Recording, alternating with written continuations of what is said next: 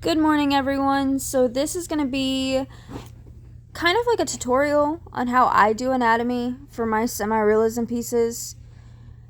I've been getting a lot of comments lately, mostly on my Wendigo piece, asking me how I do it, and this right here is it. So this is what I call the pose stage.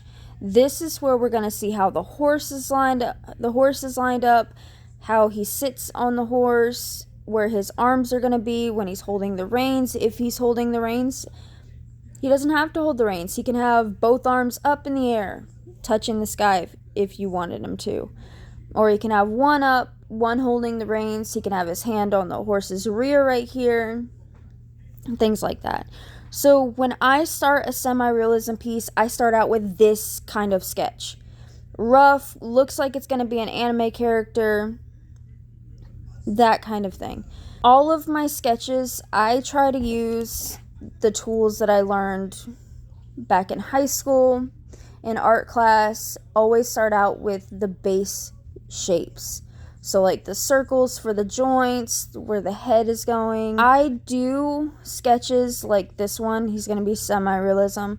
I personally just use this as a reference sheet, and then I'll draw him on a different piece of paper, so I don't have to erase any of these lines. These are my reference. This is how I want him to be sitting, how I want him to be posing on the final sheet.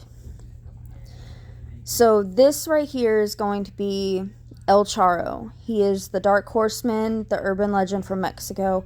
I've been reading up on him all morning. I've read up on him last night when I first got that comment suggesting it.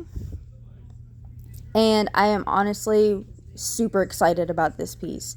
El Charro is now one of my favorite urban legends.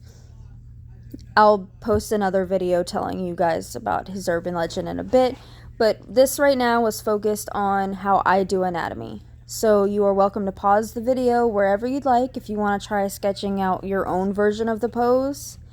Like I said, just use his joint, mark where his joints are, and you can change his arm anywhere. So right now I have his arm going this way, and he's holding on to the reins. The reins are going to be about here, connected to the bridle.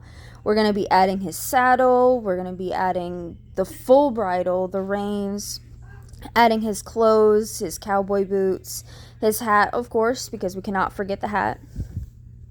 But this right here is just the base of what his pose is going to look like.